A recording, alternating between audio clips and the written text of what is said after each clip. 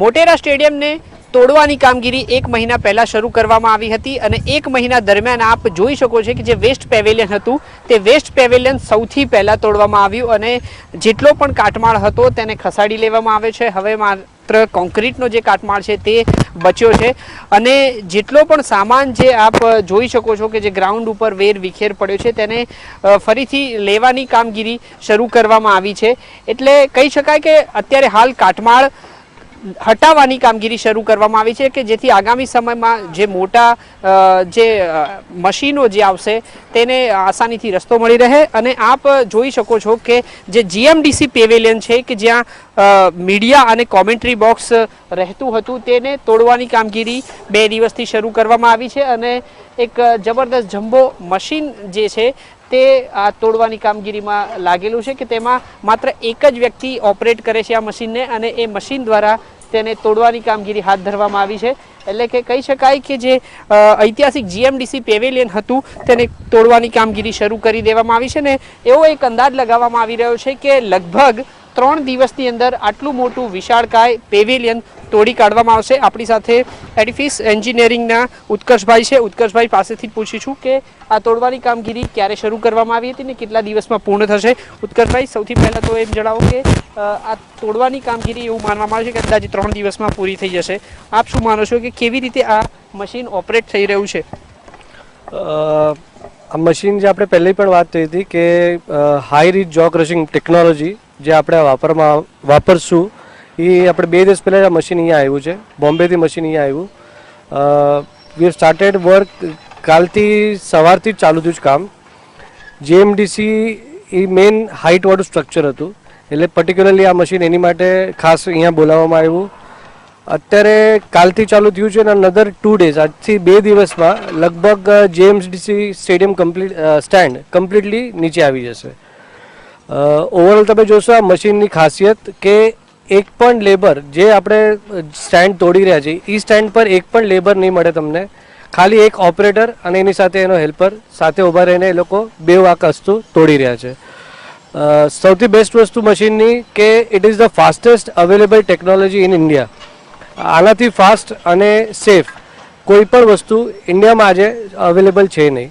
So that's how જે આપણું એસોસિએશનની જે એક ધારણા હતી કે અમને સેફ અને ફાસ્ટ કામ કરીને જોઈએ છે એ આપણે કરી રહ્યા છે અત્યારે।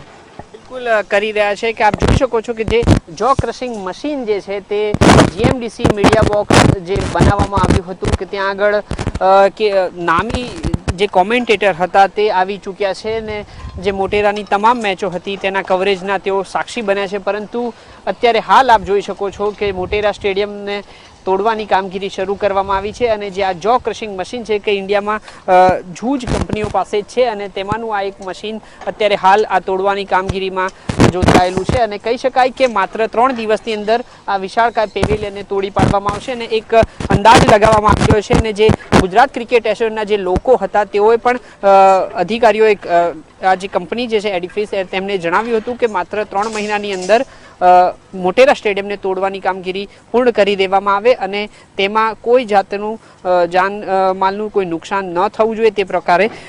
ઉત્કર્ષભાઈ, જે રીતે હવે બાકીનું સ્ટ્રક્ચર જે બચ્યું છે ઈસ્ટ સ્ટેન્ડ જે કહેવામાં આવે છે એ ઈસ્ટ સ્ટેન્ડ કેટલી વારમાં તોડી દેવામાં આવશે? લગભગ આને 3 દિવસ, જેમ તમને કીધું જીએમડીસી 3 દિવસ, એનું નેક્સ્ટ સ્ટેડિયમ એટલે નેક્સ્ટ સ્ટેન્ડ જે છે ઈસ્ટ સ્ટેન્ડ આ લગભગ 4 દિવસમાં આ પણ સ્ટેન્ડ થઈ જશે। એટલે ઓવરઓલ તમે કહેશો કે 10 દિવસમાં મારા હિસાબે આ 2 આપણું GMDC as well as west stand બેઉ નીચે જમીન દોસ્ત થશે। પછી એનું જે સેકન્ડરી, અમે આને પ્રાઇમરી એક્ટિવિટી કહીએ અને પછી સેકન્ડરી એક્ટિવિટીને બીજા અઠવાડિયું લાગશે। બિલકુલ, પ્રાઇમરી એક્ટિવિટીમાં બીજું અઠવાડિયું લાગશે અને આ જે છે તે જીએમડીસી સ્ટેન્ડને 3 દિવસની અંદર તોડવામાં આવશે અને જે હવે જે નેક્સ્ટ જે સ્ટેજ છે કે જે આ જો ક્રશ મશીન છે તે ઈસ્ટર્ન સ્ટેન્ડના જે જેટલા પણ ટાવર જે બચ્યા છે તેમાં વચ્ચે રહીને તોડશે અને ત્યારબાદ જે સૌથી મેઇન પેવેલિયન જે છે કે અદાણી પેવેલિયન જે છે તેને તોડવાની કામગીરી શરૂ કરશે। એટલે કે કહી શકાય કે હવે 1 મહિના અને 5 દિવસમાં અડધું મોટેરા સ્ટેડિયમ તોડી પાડવામાં આવ્યું છે અને હવે બાકીનો જે સમયગાળો બચ્યો છે કે લગભગ 1 મહિનો અને 25 દિવસ જેટલો જે સમયગાળો બચ્યો છે તેમાં અદાણી મેઇન પેવેલિયન તોડવામાં આવશે અને ઉત્કર્ષભાઈને જ પૂછીશું કે અદાણી મેઇન પેવેલિયનમાં કોઈ ખાસ તકેદારી રાખવાનું ગુજરાત ક્રિકેટ દ્વારા કોઈ કહેવામાં આવ્યું હોય, કેટલા દિવસમાં આ કાર્ય પૂર્ણ કરી દેવામાં આવશે? પર્ટિક્યુલરલી અડાની સ્ટેન્ડ માટે that is a highest stand GMDC પછીનું હાઇટમાં that is tallest out of the 4 stands. એમાં એ લોકોની ઓફિસીસ વગેરે છે. એ સ્ટ્રક્ચર તમે જોશો તો આખું ડિફરન્ટ સ્ટ્રક્ચર છે. એટલે નીચે અલગ સીટિંગ છે, પછી વચ્ચે કેબિનો છે અને ઉપર પાછી સીટિંગ છે. એટલે એ પર્ટિક્યુલરલી જ્યારે તોડતા હશું ત્યારે અમારે ખાસ ધ્યાન રાખવું પડશે. સિક્વન્સ ઓફ ડિમોલિશન અમે લોકોએ we have put it on paper. ઓપરેટરને જે અમે આપી ચૂક્યા છે ઓલરેડી કે આ સિક્વન્સથી આ ખાલી ફક્ત અડાની સ્ટેન્ડ એ એક સિક્વન્સ પર્ટિક્યુલર સિક્વન્સથી ધરાશાયી કરાવશે.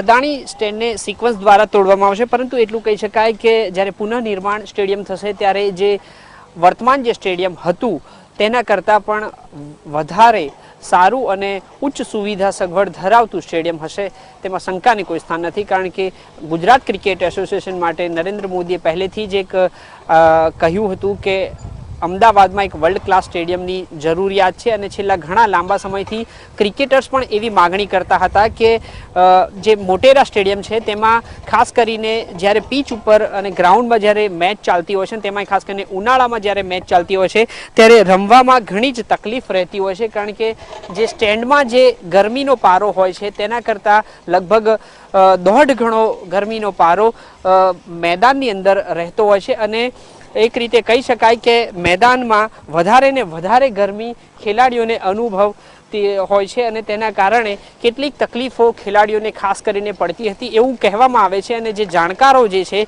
તે એવું કહી રહ્યા છે કે મેદાનમાં અને ઓવરઓલ જ્યારે ગરમી લગભગ 40 ડિગ્રી આસપાસ હોય ત્યારે મેદાનની અંદર એક્ઝેક્ટલી એટલે કે પિચની આસપાસનો જે સમય જે આખો જે મેદાનની આસપાસનો જે મેદાન આવેલો છે તેમાં અંદાજે 50 ડિગ્રી આસપાસ તાપમાન રહેતું હોય છે. એટલે કે અને જે મોટેરા સ્ટેડિયમનું જે સ્ટ્રક્ચર હતું તે બંધ સ્ટ્રક્ચર હતું અને તેના કારણે આખું સ્ટેડિયમ પેક થઈ જતું હતું અને ક્યાંયથી હવા આવી શકે તેનો માર્ગ જે રહેવો જોઈતો હતો તે રહેતો ન હતો. પરંતુ ગુજરાત ક્રિકેટ એસોસિએશનના સત્તાવાળા એવું કહી રહ્યા છે કે જે આગામી સ્ટેડિયમ જે હશે તે એવું બનાવવામાં આવશે કે જેમાંથી ખેલાડીઓને કોઈ પ્રકારે વાંધો ના આવે અને તે માટેના તમામ જે નકશાઓ જે છે તૈયાર કરી દેવામાં આવે છે તેવું સૂત્રો દ્વારા જાણકારી મળી છે.